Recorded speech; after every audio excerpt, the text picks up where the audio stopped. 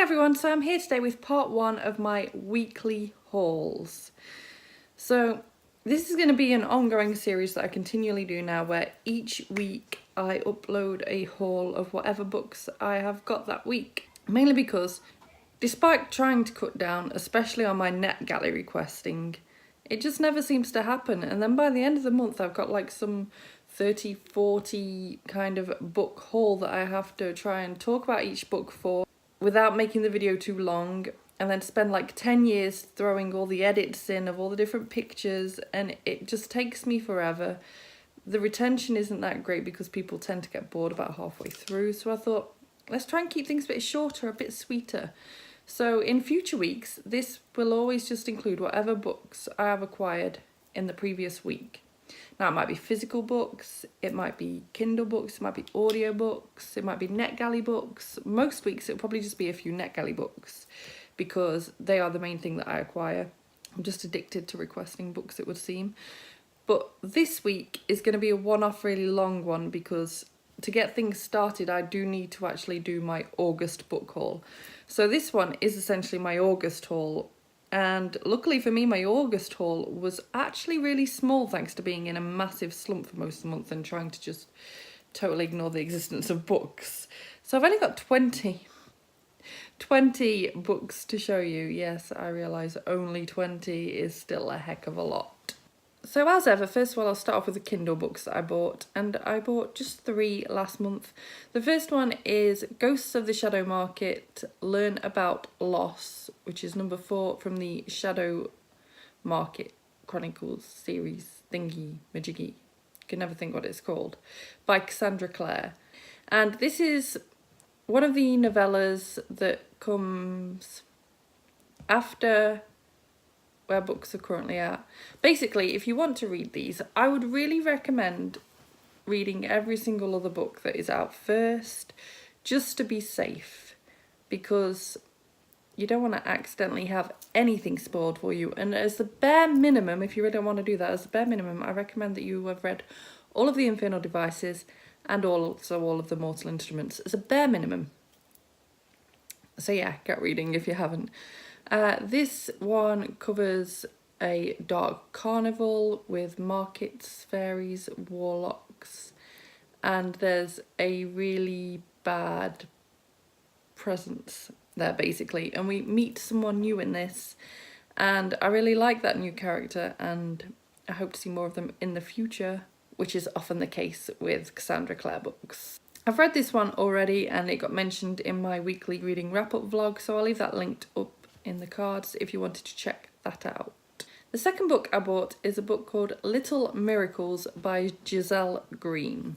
I read one Giselle Green book in the past and I can't remember what that was right now. Really helpful, I know, but I do remember really enjoying it. She made it onto my authors to kind of watch out for when a book drops to 99p kind of list. So this is about when a routine trip to a beach turns into a tragedy. So a toddler disappears at a beach and they're sort of unsure whether he's been snatched, whether he's kind of made it into the water and drowned.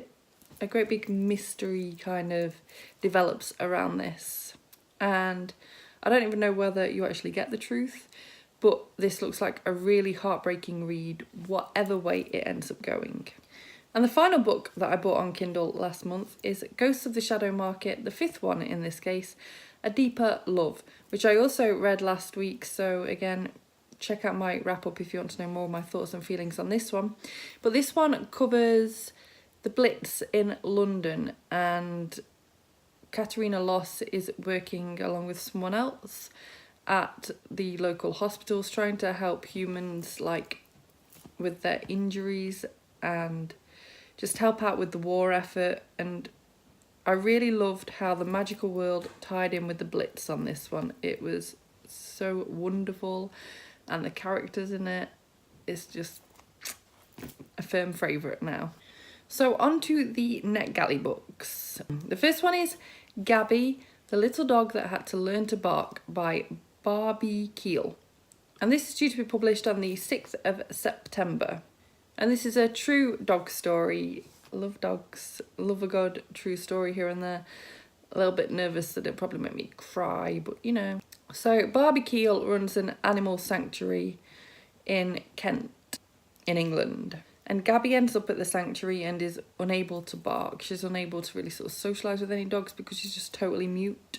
So of course Barby falls in love with her and tries to help her. But then something happens to Barby, and that's all I know. I think this is going to be a fabulous read. Next we have Murder in the Dark by Simon R. Green. And this is due to be published on the 1st of December. So this is a strange looking one. So there's a black hole that has appeared, like literally in the middle of nowhere in Somerset.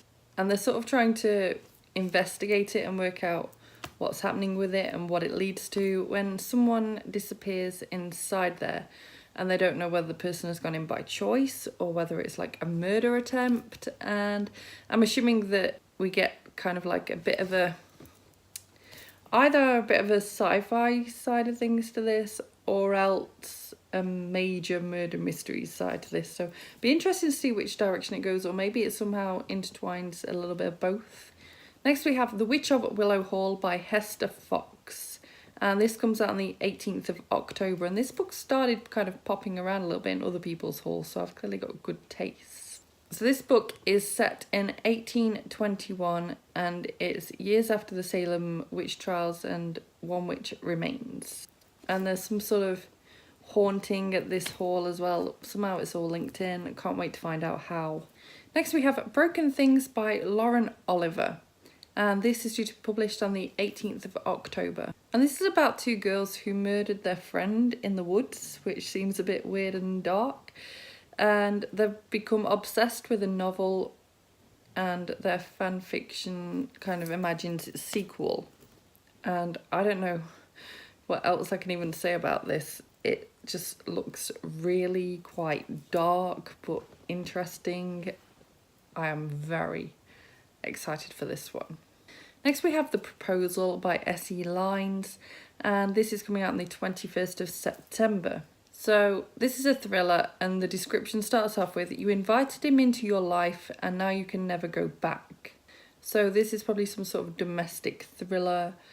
It's about a woman named Pippa who is home alone and a stranger arrives at her front door. She invites him in and then gets to know him over a glass of wine, and I wonder where the story goes from there.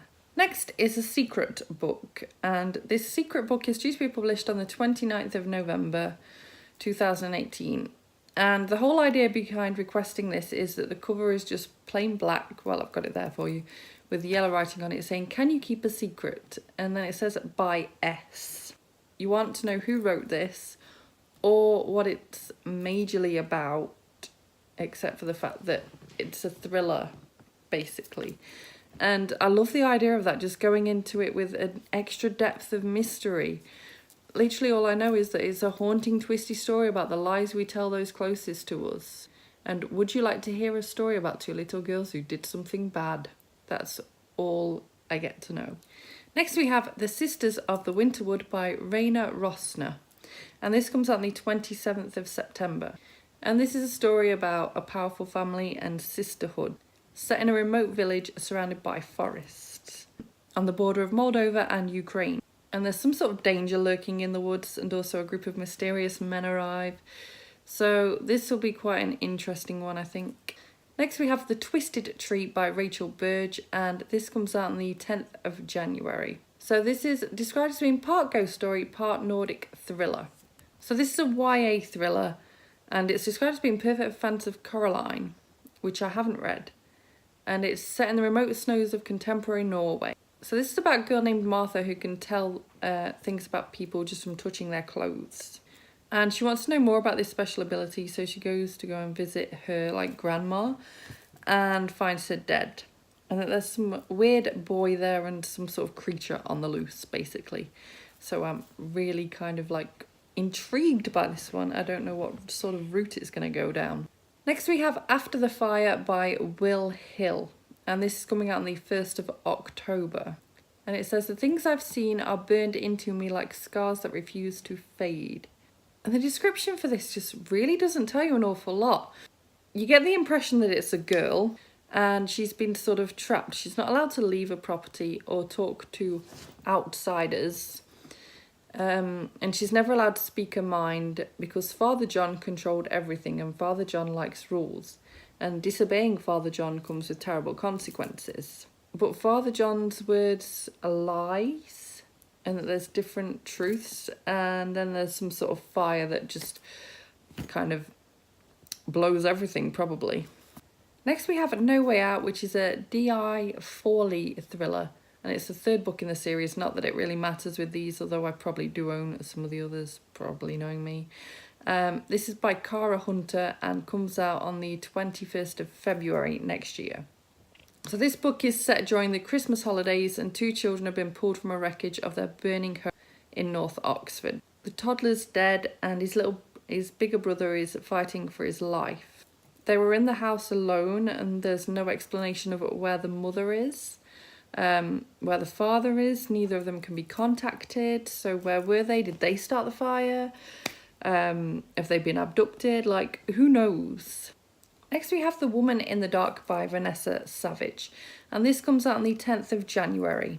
And this is another psychological thriller, like family kind of set one. I seem to be in quite a dark mood, it would seem. So this is about a couple named Patrick and Sarah, and they seem to have the idyllic family life, but then Sarah's mother dies, and she sort of goes on quite a downward spiral. So Patrick thinks, okay, we need to move and kind of like just start life again. And so Patrick moves them, except the house they move into is known as the murder house, and apparently a whole family was killed there. So Patrick's adamant that they can make their life perfect again, but the children and Sarah just aren't getting on with that house at all, and I'm sure mysterious, terrible things start to happen. Next we have The Flower Girls by Alice Clark Platts, and this is coming out on the 24th of January next year. And I know so little of this, it is unbelievable. Of course it's another thriller. So literally all the description even says is, you'll never forget the Flower Girls. The Flower Girls, Laurel and I can't do this, it's like a tongue twister description. The Flower Girls, Laurel and Primrose. One convicted of murder, the other given you a new identity.